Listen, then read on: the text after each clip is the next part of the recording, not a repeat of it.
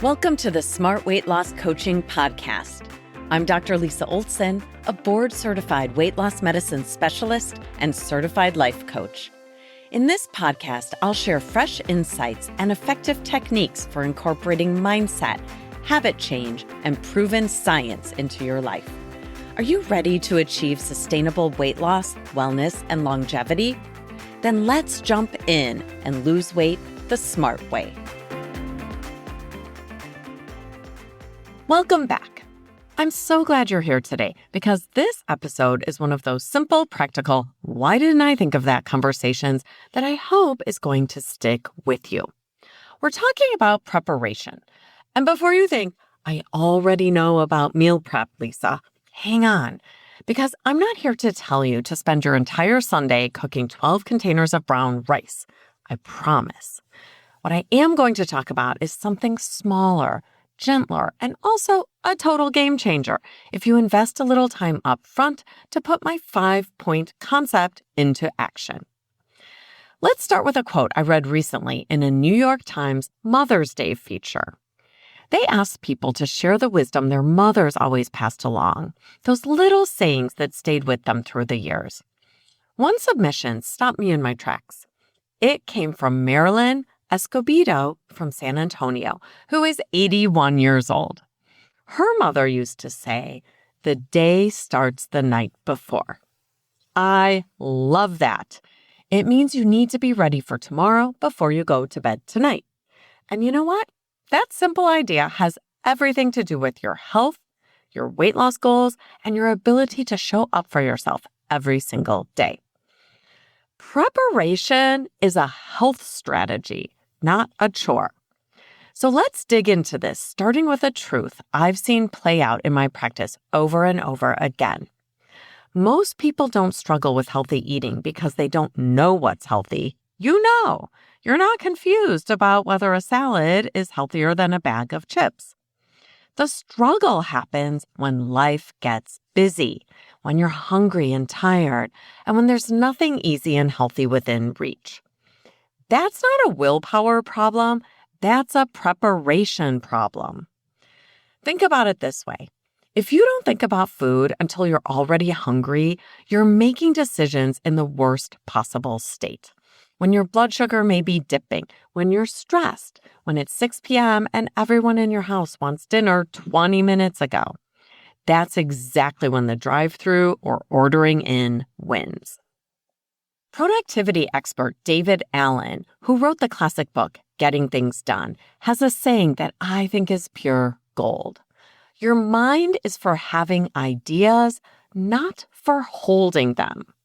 What he means is your brain works best as a generator of thoughts, not as a storage system for all the things you need to remember. When you try to mentally hold tasks, appointments, ideas, worries, reminders, and unfinished projects, your mind keeps recycling them in the background, which creates mental clutter and stress. Ellen's philosophy is that you should capture your ideas externally using your notes app, a calendar, a task list, a notebook, voice memos, and so on. You need to organize your ideas into a trusted system in order to free your brain to think creatively and to focus. So instead of your brain constantly saying, don't forget to email that person, buy batteries, schedule the appointment, pick up your prescription, it can focus on deeper thinking, creativity, problem solving, or simply being present. A modern way to phrase it might be, use your mind like a whiteboard, not a storage closet. Allen's quote, "Your mind is for having ideas, not for holding them," resonates because most people experience the mental exhaustion of carrying too many open loops or open tabs in their heads. When we externalize those loops, we reduce our cognitive load and also our anxiety. Here's the beautiful thing about this. The solution doesn't have to be a big, elaborate production. We're not asking for perfection. We're asking for a few intentional minutes at night or even during a quiet Tuesday afternoon to set yourself up for a better Wednesday. Because here's what I know. Decisions made in advance are almost always healthier than decisions made under pressure. When you think ahead about what you're going to eat tomorrow, you reduce impulsive eating. When you block time on your calendar to move your body, it actually happens. When you plan for sleep, and yes, I mean plan for it, you're less likely to suddenly realize it's midnight and you've been scrolling on Instagram for 2 hours. Speaking of Instagram, look, I'm not here to tell you to delete your apps or go off the grid. If a little social media scroll genuinely relaxes you, that's okay. But here's my suggestion. Schedule it. Give yourself a 10-minute break during the day or a little wind down time in the evening. Put it on the calendar and set a timer for when your 10 minutes or whatever you decide is appropriate is up. When scrolling on your screen has a container, it doesn't swallow your whole night. This is what Marilyn's mother understood. The day starts the night before. Tomorrow's success is built tonight. Before we talk about the 5 things you can do tonight for a healthier tomorrow, let's hear a quick word from our sponsor. Ha! Just kidding. It's still me, Dr. Lisa Oldson, physician and founder of the new Weight Loss Strategy Lab. While the Smart Weight Loss Coaching Program essence stays the same, our new name better reflects what we actually do together in the program. Beyond coaching at the Weight Loss Strategy Lab, we teach, experiment, reflect, and explore the latest science around weight loss, longevity, habit change, and health. I bring all of this to my live weekly strategy sessions on Zoom alongside our signature courses that you can access at your convenience within the program. The biggest shift is in mindset. In the Strategy Lab, we approach weight loss like scientists, not like judges. When you get off track, and we all do, there's no judgment. Instead, we help you dissect what happened, find the learning, and create a better hypothesis for next time. For now, you can still find the Weight Loss Strategy Lab men's and women's programs at our original site, smartweightlosscoaching.com. And we're back.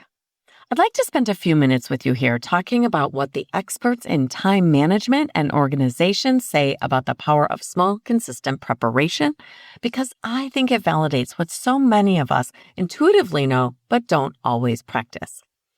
I already mentioned David Allen, but he has another quote I want to share with you. He says, "Small things done consistently in strategic places create major impact." That's everything, right? It's not the one perfect Sunday of meal prep that changes your life. It's the small, consistent habit of giving tomorrow a little thought every night that adds up over time. There's also the late, great Stephen Covey, author of The 7 Habits of Highly Effective People, who talked about the power of what he called beginning with the end in mind. When you get clear on what you want your next day to look like, a healthy lunch, a 20-minute walk, a good night's sleep, you start making choices tonight that line up with that vision. And here's one more I love from the world of behavioral science. BJ Fogg, a Stanford researcher who wrote Tiny Habits, talks about how the best time to design a behavior is before the moment arrives. In other words, don't wait until you're tired and hungry to figure out dinner. Design that decision in advance when you have clarity, when you're thinking with your prefrontal cortex, the smart grown-up part of your brain, not your impulsive, tired, hungry lizard brain. That's what we're doing here. We're designing a little bit of tomorrow tonight. Now, I also want to say something important for those of you who tend toward all or nothing thinking. You don't have to plan out your entire week.